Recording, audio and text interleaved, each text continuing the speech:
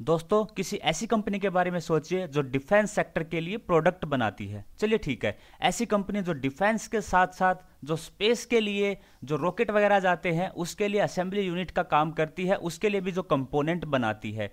चलिए ठीक है, उसके साथ साथ ऐसी कंपनी जो जो हमारे जो न्यूक्लियर रिएक्टर होते हैं उसके लिए भी मशीनरी इक्विपमेंट बनाती है। इतना ही नहीं, ऐसी कंपनी जो क्लीन एनर्जी यानी कि रेन्यूएबल जो एनर्जी है उसके लिए भी असेंबली यूनिट बनाती है, उसके लिए भी कंपोनेंट बनाती है। जी हाँ, आज ऐसी ही एक यूनिक कंपनी के बारे में हम बात करने वाले हैं जो है एमटा टेक्नोलॉजी। एमटा टेक्नोलॉजी का आईपीओ 3 मार्च से मार्केट के अंदर हिट करने वाला है।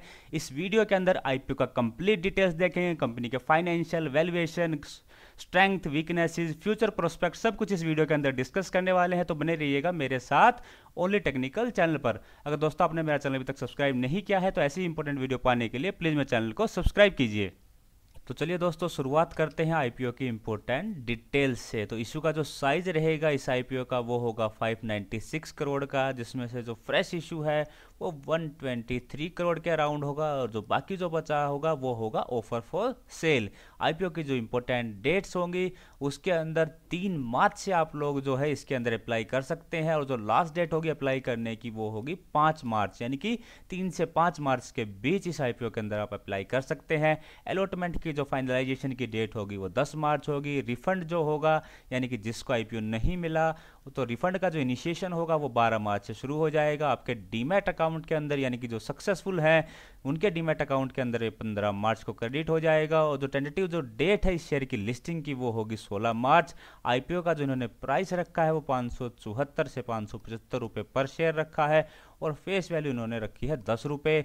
मिनिमम जो लॉट होगा रिटेलर के लिए वो होगा 26 शेयर का और उसके हिसाब से जो हमें देना पड़ेगा 14,950 रुपये हमें एक लॉट के लिए देने पड़ेंगे। मैक्सिमम लॉट के अंदर आपको 338 शेयर के लिए अप्लाई करना पड़ेगा, जिसके लिए आपको 1,94,350 रुपये देने पड़ेंगे। हालांकि क्योंकि ये कंपनी काफ़ी अच्छी है तो ये श्योर शॉट और सब्सक्राइब होने वाली है, तो इसके अंदर मेरी आपसे रिक्वेस्ट रहेगी कि आप एक ही लॉट लगाइए। बिकॉज जब भी कोई आईपीओ ओवर सब्सक्राइब होता है, चाहे आप कितने भी लॉट लगाइए, आपको एक जो है मिनिमम लॉट ही मिलेगा। सो आप एक ही लॉट के लिए इसके अंदर अप्लाई कीजिएगा। चलिए नेक्स्ट स्लाइड के अंदर देखते हैं कंपनी की डिटेल्स। दोस्तों, जो कंपनी इनकॉर्पोरेट हुई थी यानी कंपनी ने जो अपना बिजनेस स्टार्ट किया था वो 1999 के अंदर शुरू किया था। हालांकि एज ए पार्टनरशिप जो फर्म है ये 1970s से इस बिजनेस के अंदर है, लेकिन एज एन एमटार जो है इस कंपनी ने जो शुरुआत की थी 1999 के अंदर शुरू करी थी। इसका जो हेडक्वार्टर है वो हैदराबाद के अंदर है। इनफैक्ट इसकी जो 7 जो फैसिलिटी है या जो मैन्युफैक्चरिंग जो यूनिट है वो सातों के सातों हैदराबाद के अंदर ही है।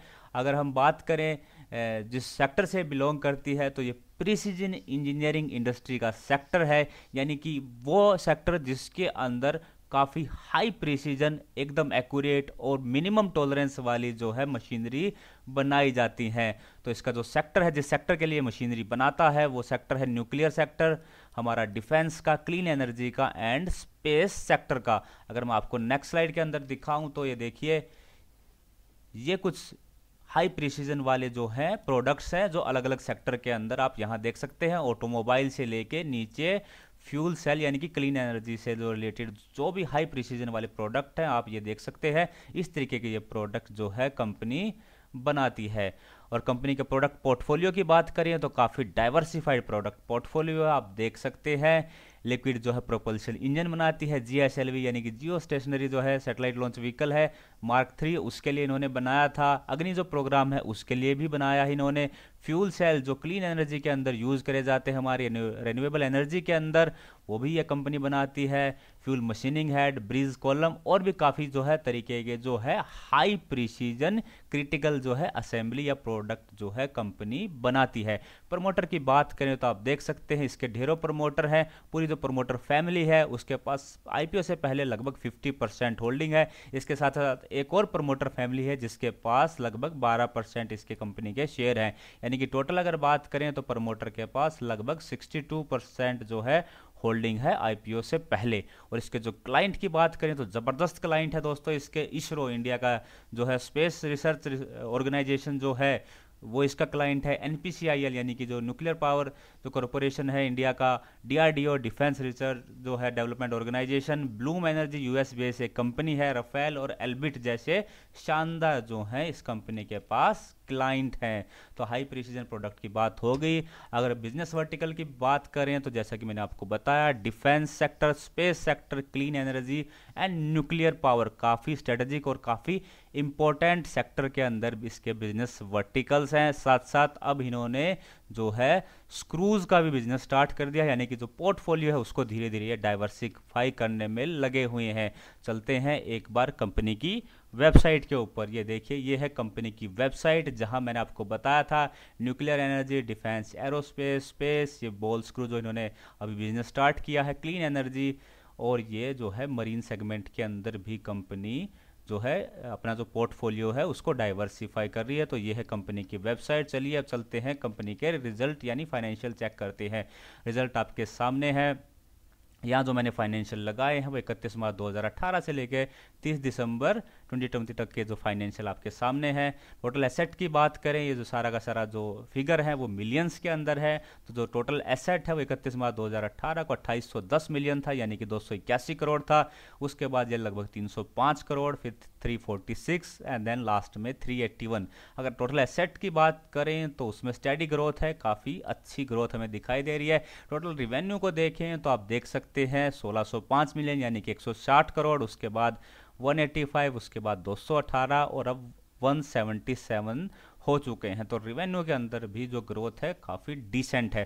प्रॉफिट आफ्टर टैक्स अगर देखें तो 31 मार्च 2018 को 54 मिलियन था, यानी कि 5 करोड़ था। उसके बाद 39 करोड़, 39 करोड़ के बाद थोड़ा सा डिप मारता है 31 करोड़, और उसके बाद अभी 28 करोड़ तक हो चुका है।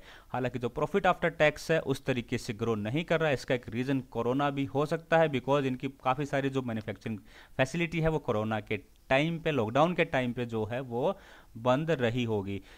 मतलब जो फाइनेंशियल है जो देखने में वो ठीक ठाक दिखाई देते हैं, काफ़ी रोबोस्ट दिखाई देते हैं। अर्निंग पर शेयर की बात करें तो आप देख सकते हैं अर्निंग पर शेयर जो था 31 मार्च 2018 को वो 1.9 के समथिंग था। उसके बाद काफ़ी सिग्निफिकेंट इसके अंदर जंप आई 13.89, देन 11.11, और अभी जो रिसेंट था 30 दिसंबर 2020 तक का वो था लगभग 10.49। अगर इसके हिसाब से हम लोग कंपनी का पी निकालें, यानी कि प्राइस टू अर्निंग रेशियो, जिससे हमें किसी कंपनी का वैल्यूएशन पता लगता है, तो इसका जो पी आता है वो लगभग आता है 52 के अराउंड। हालांकि कोई भी इसका लिस्टेड पीयर्स नहीं है जो इस तरीके का जो स्पेस है, डिफेंस है, न्यूक्लियर एनर्जी है, साथ साथ क्लीन एनर्जी और बहुत सारे जो है इसका डाइवर्सिफाइड जो है प्रोडक्ट पोर्टफोलियो है। तो ऐसी कोई भी इसका लिस्टेड पीयर नहीं है जिससे हम इसका जो है प्राइस की कंपैरिजन या पी रेशियो की हम लोग कंपैरिजन कर सके।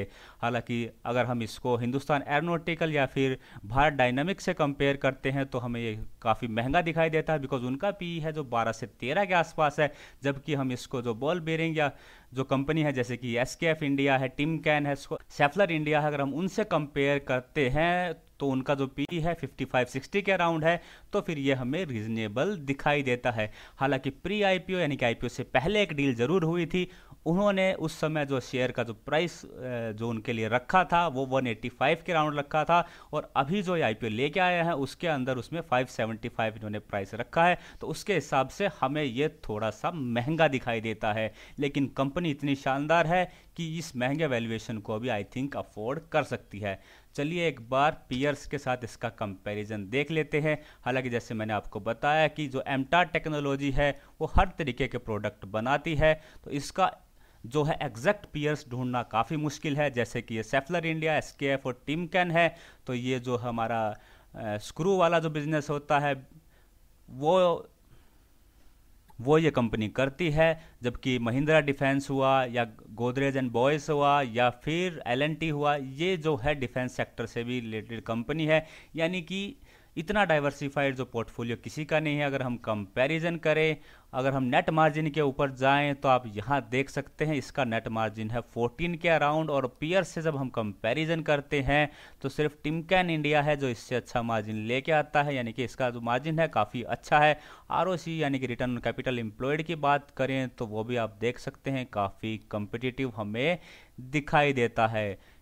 ये देखिए औरों के मुकाबले काफ़ी कम्पिटिटिव है। अगर हम फर्दर फाइनेंशियल को कंपेयर करें नेक्स्ट स्लाइड के अंदर, तो आप फर्दर भी कंपेयर कर सकते हैं। यहाँ पे अगर हम CAGR देखें, ये देखिए CAGR 2016 से लेकर 2020 तक का CAGR इसके अंदर है, तो आप एमटार को देख सकते हैं। इसका जो परफॉर्मेंस आप देखिए, CAGR जो है कितना शानदार, इसने 258% का प्रॉफिट आफ्टर टैक्स के अंदर ग्रोथ दिखाई है। अगर औरों से कंपेयर करें तो काफ़ी सिग्निफिकेंट है, आउटस्टैंडिंग इसकी परफॉर्मेंस है।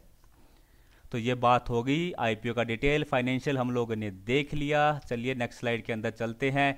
ये हैं कंपनी के टॉप 3 क्लाइंट्स, जो यहाँ पे हम लोग दिखा रहे हैं आपको फिजिकल 2018 से लेके 2020 तक के जो टॉप 3 क्लाइंट्स है उनसे कितने परसेंट का जो है कंपनी का रिवेन्यू आता है। तो इनका जो मेन क्लाइंट है वो है ब्लूम एनर्जी, जो US बेस्ड कंपनी है, उससे इसको लगभग 50% जो है रिवेन्यू जो है इसका ऑन एन एवरेज जनरेट होता है। दूसरा इसका मेजर क्लाइंट है NPCIL यानी कि nuclear power corporation of India, और तीसरा इसका जो मेन क्लाइंट है वो है इसरो। तो इन तीनों को अगर मिलाता है हम लोग, तो तीनों क्लाइंट से लगभग इसका जो जो रिवेन्यू का परसेंटेज आता है वो 84 के अराउंड ऑन एवरेज आता है।